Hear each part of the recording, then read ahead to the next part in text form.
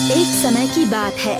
कृष्णपुर नाम के राज्य में मिथिलेश रोज अपने नाई के औजारों का डिब्बा लेकर निकलता और गांव के एक पेड़ के पास बैठ जाता, जहां लोग उससे बाल कटवाने आते थे। आज राजा का एक दूत आया और उससे कहने लगा, क्या मिथिलेश नाई तुम ही हो? हाँ भैया, मैं ही हूँ। बताइए किस तरह के बाल काटने हैं? मुझे नहीं कटाने, महाराज ने आदेश दिया था कि राज्य में सबसे प्रसिद्ध नाई को लेकर आऊं। ये तो मेरा सौभाग्य है जो मेरी कला को पहचान मिल रही है। बताइए कब आना है महाराज से मिलने? अभी चलो, महाराज की दाढ़ी और बाल जो काटने हैं। जी चलिए, चलता हूँ। दूत मिथिलेश को राजा के कमरे तक ले गए। राजा इंद्रजीत अपने कक्ष में बैठे थे और दूत को आता देख वो उससे कहते हैं, तो यही है इस राज्य के सबसे होनहार नाई? जी महाराज, लोग तो यही कहते हैं। ये तो आपका बड़प्पन है महाराज, पर मैं अपनी कला पर बहुत भरोसा करता हूँ। आओ तब मेरे बाल और दाढ़ी काट दो, लेकिन याद रखना, एक राजा पूरे राज्य का प्रतिनिधि होता है और इस कारण उसका मुख एक राजा की भांति दिखना भी चाहिए। मैं ध्यान रखूंगा महाराज। मिथिलेश राजा के बाल काटने लगता है और साथ ही उनसे कई सारी बातें भी करता है। राजा को मिथिलेश की बातें और उसका काम दोनों ही बहुत पसंद आता है। वाह, बहुत बढ़िया। तुम तो सचमुच बहुत ही उत्तम दर्जे के नाई हो। अब हर 15 दिनों में तुम यहाँ आ जाना और मेरे बालों को काट जाना। जो आज्ञा महाराज।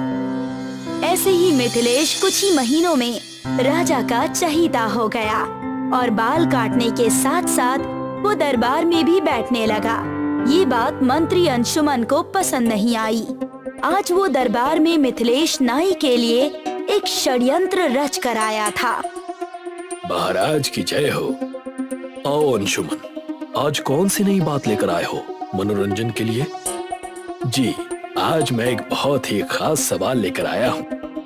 पूछो, सवाल क्या है? जी महाराज, पूछना ये चाहता था कि क्या आपकी दाढ़ी कोई छू सकता है, और यदि किसी ने छू ली तो उसके साथ क्या होगा? ये आप क्या कह रहे हैं? इसके लिए उसे कारागार में डाल दिया जाएगा। क्षमा करिएगा दूत जी, पर ऐसा एक व्यक्ति इस सभा में बैठा है, तो अब हम क्या करें महाराज? मैं आदेश देता हूँ कि उसे तुरंत कारागार में डाल दिया जाए। बताओ मंत्री, कौन है वो द्रोही? आपका नाई मिथिलेश। पर महाराज आदेश दे चुके हैं दूत, अब वो आदेश वापस नहीं ले सकते। मंत्री, तुमने तो इसे बड़ी ही गंभीर समस्या बना दी है। तुमने मुझे अपनी बातों में उलझाया है। मैंने ऐसा कुछ नहीं किया महाराज, एवं आपको भी हर आदेश से पहले थोड़ा सोच विचार करना चाहिए। महाराज काफी चिंतित हो जाते हैं। एक तरह उनकी पुष्टि न करने की गलती और दूसरी मंत्री को उलझा देने वाली बातें। महाराज, आप अपना आदेश वापस क्यों नहीं ले लेते? आप तो महाराज है ना? ये तुम क्या कह रहे हो? सोच लीजिए महाराज, ये आदेश आपके लिए जंजाल बन सकता है। क्या तुम महाराज को धमका रहे हो? नहीं नहीं नहीं महाराज, आपके राज्य का एक नागरिक होने के नाते मैं न्याय मांगता हूँ। तुम कहना क्या चाहते हो? महाराज, मतलब ये कि आप सिर्फ मुझे इस कर्म के लिए दंड दे रहे हैं। नाई होने के नाते वो मेरा काम था और आप मुझे छोड़ दें। मैं तो बस ये कह रहा हूँ कि और भी लोग हैं जिन्होंने यही अपराध किया है। कौन है वो? नाम बताया जाए। आपके 2 नाती। हमने देखा है कि कैसे वो आपकी गोद में चढ़कर आपके बालों और दाढ़ी से खेलते हैं। बहुत चतुर हो नाई, मान गए। तुम्हें कोई दंड नहीं मिलेगा। मैं तो बस जांच रहा था कि ऐसी परिस्थिति में तुम क्या करोगे। पर महाराज, पर कुछ नहीं मंत्री, तुम्हारी इस हरकत को मैं खेल समझकर माफ कर देता हूँ, पर 1 महीने तक तुम इस दरबार में एक स्त्री की भांति आओगे। जैसा आप कहें महाराज, क्षमा कीजिएगा। और मिथिलेश, मैं तुम्हें 1000 स्वर्ण मुद्राएं तुम्हारी सूझबूझ के लिए तुम्हें भेंट करता हूँ। मिथिलेश सिर झुकाकर प्रणाम करता है अब मंत्री को अपने बिना सिर पैर वाले षड्यंत्र के लिए सजा मिलती है और मिथिलेश की उपमा राजा की आंखों में बढ़ जाती है। पर मंत्री अंशुमन की जलन की आग और तेज धधक उठी। अपने भवन में आकर वो अपने पिता के पास चला गया। पिताजी, मैं उस नाई को छोड़ूंगा नहीं।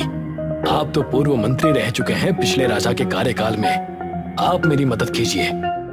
परंतु आखिर बात क्या है? अंशुमन ने पूरी घटना अपने पिता घनश्याम को बता दी।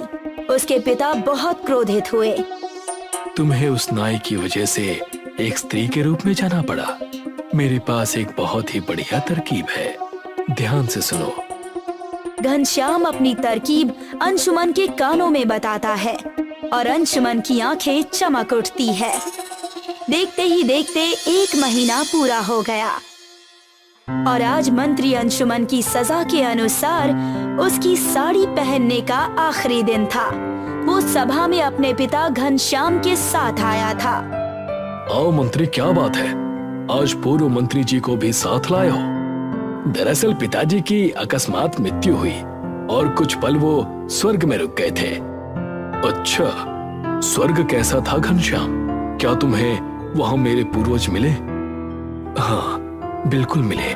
वो सब राजस्वी जीवन जी रहे हैं। खान पान भी वहाँ के अच्छे हैं, परंतु वो कुछ दुखी थे।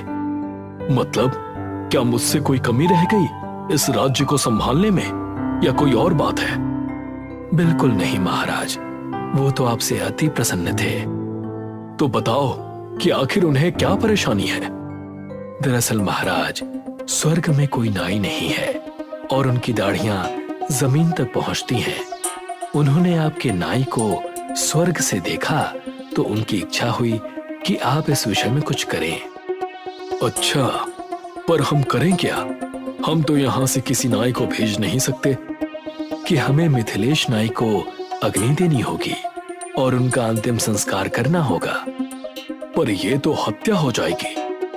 नहीं महाराज, ऐसा नहीं है। वो जैसे ही बाल कटा लेंगे वो इन्हें वापस सही सलामत आपके पास भेज देंगे। क्या सच? बिल्कुल सच महाराज। जल्द से जल्द प्रबंध कीजिए आप। ठीक है मिथिलेश, तुम तैयारियां करो और अपने बाल काटने के सारे औजारों के पैसे हमसे ले लो। उन्हें कोई भी दुख मत आने देना। जैसी आपकी इच्छा महाराज, पर मेरी एक विनती है। वो क्या है? मुझे इसकी खबर अपने घर वालों को देनी है और उनके लिए अनाज की व्यवस्था भी करनी है, ताकि जब तक मैं स्वर्ग से ना लौटूं तब तक वो आराम से बिना किसी दिक्कत के और बिना मेरी चिंता के रह सकें। ठीक है, तुम्हें कितना समय चाहिए? 1 महीना महाराज। इतना समय उनके साथ बिताना है, फिर पता नहीं कब मौका मिले। ठीक है मिथिलेश, 1 महीने बाद भेंट होगी। देखते ही देखते 1 महीना बीत गया और सब के सब निश्चित किए गए जगह पर पहुंच गए, जहां एक भूसे और लकड़ी का ढेर था। सिर्फ अंशुमन और घनश्याम वहां मौजूद थे।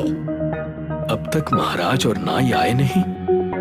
मुझे तो लगता है कि वो नाई भाग निकला तो भी अच्छा ही है, और अगर यहाँ आ गया तो उसकी शामत आ जाएगी। सही कहा पिताजी। तभी वहाँ राजा के साथ मिथिलेश नाई अपने औजारों का डिब्बा लिए आ रहा था। ये देखकर घनश्याम और अंशुमन चौंक गए। पूर्व मंत्री जी, ऐसे चौंक क्यों रहे हैं? नहीं भैया नहीं, बस सोच रहे थे कि अब तुमसे काफी दिनों बाद मुलाकात होगी। महाराज, अग्नि आप दे दीजिएगा। अब मैं इस भूसे में घुस जाता हूँ। मिथिलेश भूसे में घुस गया और महाराज ने कुछ ही देर में आग जला दी। पर आश्चर्य की बात ये थी कि किसी की आवाज ही नहीं आई और ऐसा लगा कि मानो सिर्फ भूसा जल रहा हो। लगता है तुम सही कह रहे थे घनश्याम। अब मिथिलेश स्वर्ग में मेरे पुरखों के बाल काट देगा। बिल्कुल महाराज, बड़े ही आनंद की बात है। महाराज बहुत ही खुश थे और साथ ही दोनों बाप बेटे भी, पर दोनों की खुशी का कारण अलग था। 3 महीने बीत गए पर अब तक नाई लौटा नहीं। राजा को चिंता होने लगी तो उन्होंने मंत्री और उसके पिता घनश्याम को बुलाया। महाराज की दाढ़ी और बाल काफी बढ़ गए थे, क्योंकि अब वे किसी और नाई से बाल नहीं कटवा रहे थे। महाराज की जय हो, महाराज की जय हो। ये नाई अब तक लौटा क्यों नहीं? अब तक तो उसे लौटाना चाहिए था। हो सकता है कि उन्हें स्वर्ग कुछ ज्यादा ही रास आ गया हो महाराज। मैंने नाई के इंतजार में बाल नहीं कटाए, पता नहीं वो वहां क्या करने लगा। कोई बात नहीं महाराज, आप दूसरा नाई ढूंढ लीजिए। तभी दरबार में नाई आ गया। मिथिलेश को देखकर घनश्याम और अंशुमन हक्के बक्के रह गए। आओ मिथिलेश, मुझे तो लगा कि तुम्हारी आस में मैं बूढ़ा हो जाऊंगा। क्षमा कीजिएगा महाराज, पर आपके पुरखों ने मुझे वहां रोक ही लिया था। अच्छा, क्या हाल है वहां के? बताओ मिथिलेश। बहुत अच्छे हैं महाराज, उत्तम खाना, उत्तम बिस्तर। अब तो मैंने वहां सबको बाल भी काटना सिखा दिया है। अच्छा, हमें और बताओ स्वर्ग के बारे में। महाराज, वहां पर एक समस्या अवश्य थी। बताओ, क्या समस्या है उन्हें? मैं अभी ठीक किए देता हूँ। महाराज, दरअसल स्वर्ग के 2 मंत्रियों ने अभी हाल ही में धरती पर जन्म लिया है। उन्हें 2 चतुर और उनका मनोरंजन कर पाए ऐसे मंत्रियों की जरूरत है। उन्होंने पूर्व मंत्री घनश्याम की बहुत तारीफ की और उन्हें वापस स्वर्ग बुलाया है। अच्छा, और दूसरे मंत्री के लिए हम किसे भेजें? महाराज, उन्होंने स्वर्ग से अंशुमन जी को साड़ी पहने देखा और खूब हंसे। उन्होंने कहा कि इन्हें भी साथ भेज दीजिएगा आप। प्रबंध किया जाए, दोनों मंत्रियों को आज ही भेजा जाएगा। नहीं महाराज, हमें राज्य का कार्य भी तो देखना होगा। तुम उसकी चिंता ना करो, मैं और मिथिलेश सब देख लेंगे। और तुम्हारे परिवार में बस तुम दोनों ही हो, तो रुकने की कोई आवश्यकता है ही नहीं। तो आज ही तुम दोनों को स्वर्ग के लिए रवाना किया जाएगा। नहीं महाराज, नहीं, ऐसा ना कीजिए महाराज। मेरी कोई गलती नहीं है, सारी गलती पिताजी की है। उन्होंने ही मुझे ये सुझाव दिया था। अरे, तुम बेटे हो या दुश्मन, मिथिलेश से छुटकारा पाने तुम ही आए थे ना मेरे पास। ये तुम दोनों अचानक क्या कहने लगे? महाराज, वो ये दोनों क्या बताएंगे? मैं बताता हूँ महाराज। दरअसल स्वर्ग का कोई रास्ता है ही नहीं, और ना ही मैं कभी स्वर्ग में गया। इन्होंने षड्यंत्र रचा ताकि या तो मैं राज्य छोड़ दूं या फिर मारा जाऊं, लेकिन मैं भागा नहीं। 1 महीने के समय में भूसे की चिता के नीचे सुरंग खोद ली और वहां से भाग निकला। ये क्या नाटक लगा रखा है घनश्याम और अंशुमन? तुम दोनों को इसकी कड़ी सजा मिलेगी। मेरा और मेरे पुरखों का उपहास करने के लिए और मिथिलेश को मारने का षड्यंत्र रचने के लिए मैं तुम्हें आजीवन कारावास की सजा सुनाता हूँ। नहीं महाराज, नहीं महाराज, क्षमा महाराज, क्षमा। दोनों चिल्लाते रह गए, पर दोनों सैनिक उन दोनों को वहां से ले गए। मिथिलेश नाई की सूझबूझ ने राज्य से 2 भ्रष्ट व्यक्तियों को सजा दिलाई।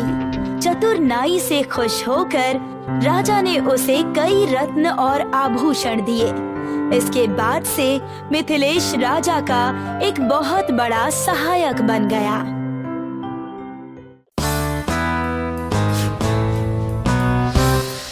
वसई की एक छोटी सी झोपड़ी में पिंटू और उसकी माँ मीना रहा करते थे।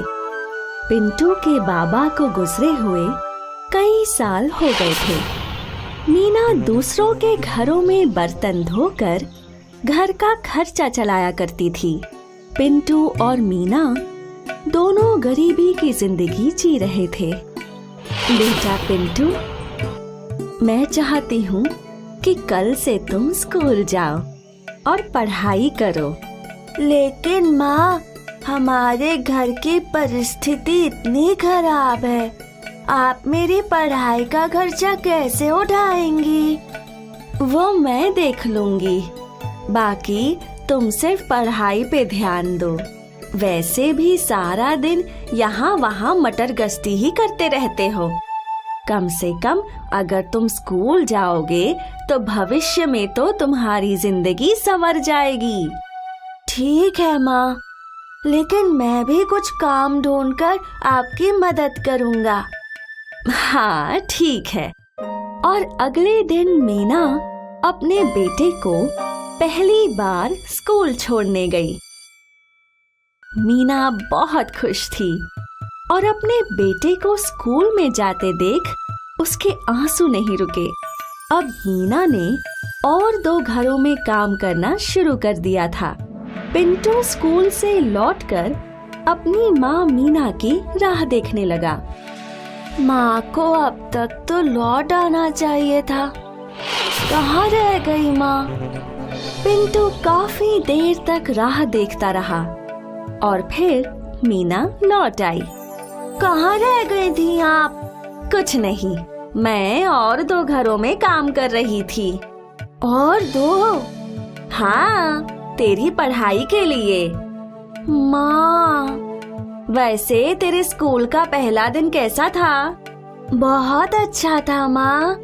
मेरे स्कूल में बहुत से बच्चे हैं। मैंने बहुत सारे दोस्त भी बनाए और हमारे मास्टर जी भी बहुत अच्छे हैं। अच्छा है, अच्छा है। तुम अच्छे से पढ़ लिख कर बड़े ऑफिसर बन जाओ। और माँ, मैंने अपने लिए काम भी ढूंढ लिया है। कल से मैं रोज पेपर डालने जाऊंगा, जिससे आपकी कुछ और मदद हो जाएगी। मेरा लाडला। और अगले दिन से पिंटू रोज लोगों के घरों में पेपर डालने लगा। उसके बदले व्यापारी उसे कुछ पैसे दे दिया करता था और फिर घर लौटकर वो स्कूल के लिए तैयार हुआ करता था। और फिर मीना उसे स्कूल छोड़कर अपने काम पर चली जाया करती थी। कई दिनों तक ये सिलसिला चलता रहा। एक दिन पिंटू पेपर डाल ही रहा था जब वो व्यापारी के पास लौटा तो उसके पास एक पेपर बच गया था। साहब, आज एक पेपर ज्यादा आ गया था। ठीक है, ये पेपर तुम ही रख लो। पिंटू पेपर घर ले गया और वो उसमें छपे हुए शब्दों की पहेली को सुलझाने लगा। फिर स्कूल के रास्ते जाते वक्त वो एक न्यूज़पेपर के दफ्तर में रुका और उसने वो पहेली वाला पेपर उन्हें दे दिया। और फिर रोज की तरह वो लोग स्कूल गए और मीना अपने काम पर चली गई। अब मीना एक घर के बाद दूसरे और फिर तीसरे घर में काम किया करती थी और पिंटू स्कूल के बाद पढ़ाई करता था। फिर अपने घर की साफ सफाई करके अपनी माँ के लौटने का इंतजार किया करता था। 15 दिन बाद जब पिंटू अपने स्कूल में था तो पिंटू के मास्टर जी के साथ एक ऑफिसर आए। यही है पिंटू? तो वो तुम हो जिसने वो पहेली का हल किया था? जी सर। तुम बहुत ही बुद्धिमान हो। उस दिन की वो पहेली सिर्फ तुम अकेले ही हल कर पाए थे और इसलिए हमारी कंपनी ने ये निर्णय लिया है कि वो तुम जैसे बुद्धिमान बच्चे की पढ़ाई का खर्च उठाएगी। ये सुनकर पिंटू बहुत खुश हुआ। स्कूल के बाद वो घर पहुंचा और आज वो अपनी माँ का बड़ी ही बेसब्री से इंतजार कर रहा था। और आज जैसे ही मीना घर लौटी, पिंटू ने अपनी माँ को गले लगाया। माँ, माँ, माँ। अरे क्या हुआ? माँ, अब से आपको ज्यादा काम नहीं करना पड़ेगा। और वो क्यों? क्योंकि वो पेपर वाली कंपनी वालों ने मुझे स्कॉलरशिप दी है। मतलब अब से मेरी पूरी पढ़ाई का खर्चा वो संभालेंगे। मीना भावुक हो गई। उसने पिंटू को गले लगाया और फूट फूट कर रोने लगी। ये कहानी हमें ये सिखाती है कि मेहनत हमेशा रंग लाती है। ये स्कॉलरशिप मीना और पिंटू की कड़ी मेहनत का ही फल था।